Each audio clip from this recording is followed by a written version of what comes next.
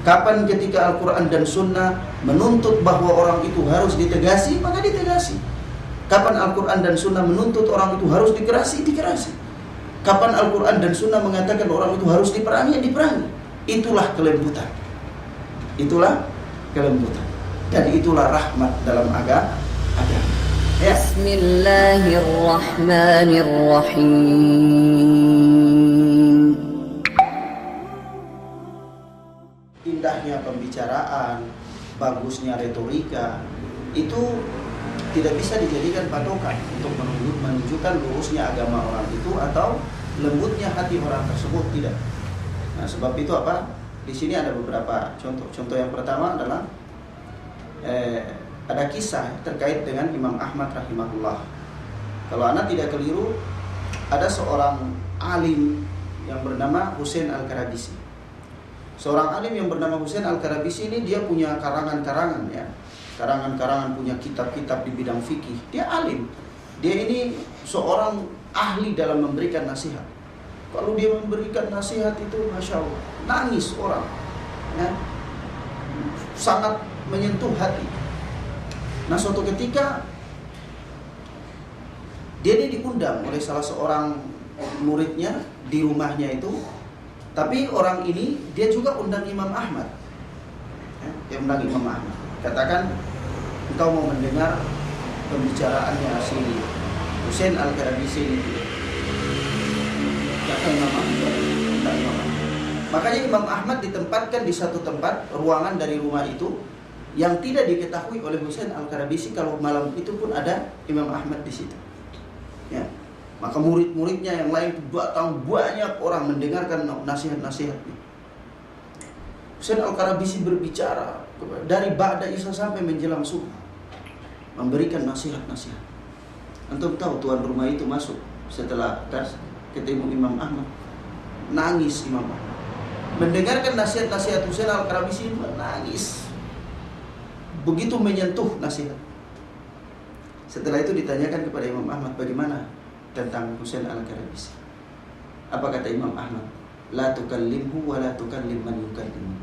Jangan kau bicara dengan dia dan jangan bicara dengan orang yang bicara dengan dia. Nasihatnya yang masuk ke hati, yang membuat orang menangis, hatta Imam Ahmad menangis pun tidak membuat Imam Ahmad merekomendasikan untuk belajar di dia. Imam Ahmad katakan, la tukallimuhu la tukallim man yukallimu. Jangan kau bicara dengan dia dan jangan bicara dengan orang yang bicara dengan dia. Artinya kenapa? Orang ini punya penyimpangan di bidang akidah yang jauh lebih parah daripada tazkiyatun nafs, lembutnya hati. Ini pertama. Yang kedua, ada satu pembahasan. Syekh Shalih Fauzan hafizahullah ta'ala membahasnya di dalam kitab Syarah Fadlul Islam. Ketika beliau membawa athar, menjelaskan athar yang mengatakan bahwa orang yang siapa yang dia mengingat Allah, terus dia berada di atas sunnah, ya, dia berada di atas al-haq, kemudian dia mengingat Allah dan dia takut kepada Allah sampai bercucuran air matanya, maka orang ini diharamkan baginya neraka, kurang lebih begitu ya atsarnya. Ana lupa persis. Maknanya sekitar itu. Di dalam kitab Fathul Islam nanti dilihat lagi. Nah, Imam Syekh Shalih Fauzan memberikan syarah kepada atsar ini, kata beliau, ya, di sini singkat dari penjelasan beliau yang panjang itu, beliau katakan di sini bukan yang menjadi ukuran, menjadi patokan itu bukan menangisnya orang ini, bukan. Tetapi yang menjadi patokan itu orang ini berada di atas sunnah, berada di atas kebenaran atau tidak. Karena berapa banyak orang yang menangis tapi dia berada di atas kebid'ahan. Dia berada di atas kesyirikan, dia berada di atas penyimpangan, dia khusyuk. Dia khusyuk dalam beribadah sampai menangis. Kita lihat dia terharu dan subhanallah, orang ini begitu sedih. Orang ini seolah-olah begitu lembutnya hatinya, ya, tersentuh dalam ibadahnya sampai dia bercucuran air mata. Tapi ini bukan patokan untuk menunjukkan orang ini dia selamat, bukan. Karena patokan itu bukan ada pada dia menangis dan tidak. Tapi patokan itu berada di atas orang ini berada di atas al-haq atau tidak, berada di atas Al-Quran dan Sunnah dengan pemahaman yang benar atau tidak. Kalau dia berada di atas Al-Quran dan Sunnah dengan pemahaman yang benar, kemudian dia menangis karena takut kepada Allah, nih orang yang dimaksud, ya. Tapi kalau sekiranya orang ini berada di atas kemungkaran, kebid'ahan, kesyirikan, lalu dia menangis, sedih, terbawa dengan perasaan, dia menangis, bukan ini yang dimaksud. Ya, jadi ini persoalan di situ bukan pada persoalan lembutnya hati saja, bukan pada persoalan dia menangis, bukan pada persoalan dia tawadhu, bukan. Pada persoalannya adalah orang itu berada di atas Al-Quran dan Sunnah atau tidak. Itu masalah. Sebab itu ini perkara yang sangat penting ya. Terkadang kita itu terbawa dengan orang nasihatnya indah, kata-katanya bagus ya. Ya, kalimat-kalimatnya itu Masya Allah menyentuh hati. Ini bukan patokan. Berapa banyak di antara orang-orang yang menyelisihi Al-Quran dan Sunnah itu kalau dia berbicara luar biasa indah ya. Nah inilah yang dimaksudkan dengan syubhat. Ini yang dimaksudkan dengan syubhat. Sebab itu para ulama mengatakan kepada kita apa? Annal quluba dha'ifah wal syubhah khattafah. Ya. Sesungguhnya hati manusia itu lemah, sementara syubhat itu menyambar-nyambar bagaikan petir. Dan ingat namanya syubhat ya. Syubhat itu samar. Kalau bukan samar bukan syubhat.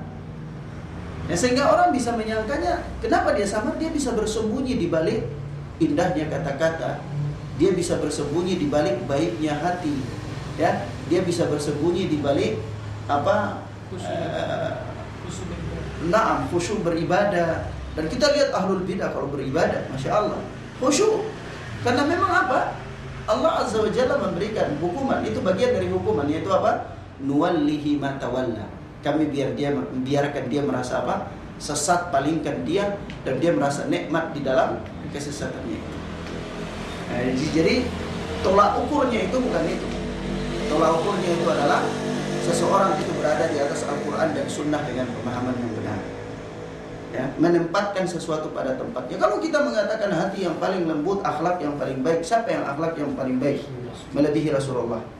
Bahkan ayat mengatakan innaka la'ala khuluqin adzim. Sesungguhnya engkau adalah orang yang akhlaknya paling baik. Ya, akhlaknya paling mulia.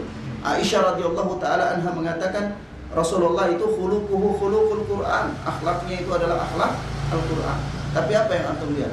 Rasulullah pun mengatakan orang pembangkang syaitan. Ya. Orang kalau ada orang lewat di depan antum cegah salat ya. Kalau dia paksa cegah lagi. Kalau dia paksa lagi, cegah dengan sekeras-kerasnya, fa innahu syaitan. Rasulullah menamakan dia dengan nama syaitan. Artinya kalau kembali ke perasaan, aduh, tidak etika sekali. Masa manusia ini dinamakan dengan syaitan? Macam hanya sekedar kayak gitu ya. Nah ini Rasulullah orang yang akhlaknya paling baik, akhlaknya paling mulia. Aisyah mengatakan akhlaknya akhlak Quran. Tapi itulah yang beliau aplikasikan.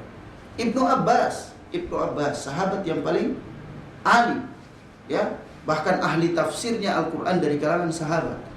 Ketika ada berita yang sampai kepadanya bahwa ada seseorang yang mengatakan bahwa Khidir yang dimaksudkan dalam Al-Quran itu bukan Khidir yang bersahabat dengan Musa, kan? Kurang lebih begitu. Apa kata Ibnu Abbas? Dajjal, kadzab, pendusta itu Dajjal. Kata-kata orang Dajjal, Masya Allah. Mengatakan seseorang Dajjal. Ini kalau menggunakan metode kelembutan hati, bayi, aduh ini hati kayaknya keras, ya, hati kaku sekali, kasar ini orang, ya. Tapi siapa yang bisa mengatakan Ibnu Abbas tidak berakhlak? Hah?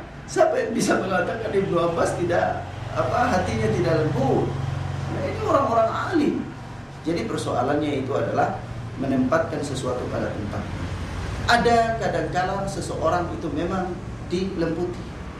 Ada kadangkala seseorang itu memang harus dikerasi. Bahkan sampai ditumpahkan darahnya. Itu bagian dari kelembutan. Itu bagian dari rahmat. Kenapa? Ya Rasulullah sallallahu alaihi wasallam akhlaknya paling baik.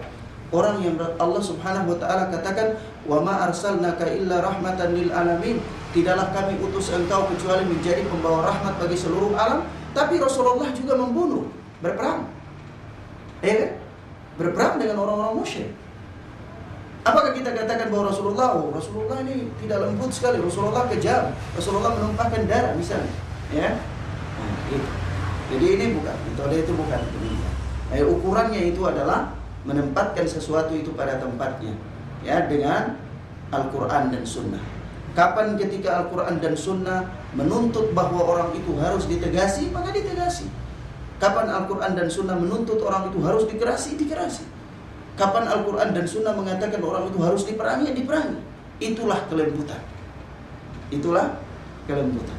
Dan itulah rahmat dalam agama. Ya.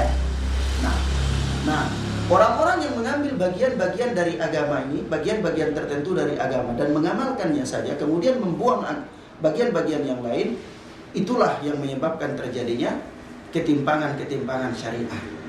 Ya. Sebab itu Allah katakan dalam Al-Quran, ya ayyuhalladzina amanu dukhulu fis-silmi kaffah. Hai orang-orang yang beriman, masuk dalam Islam itu secara kafah, keseluruhan.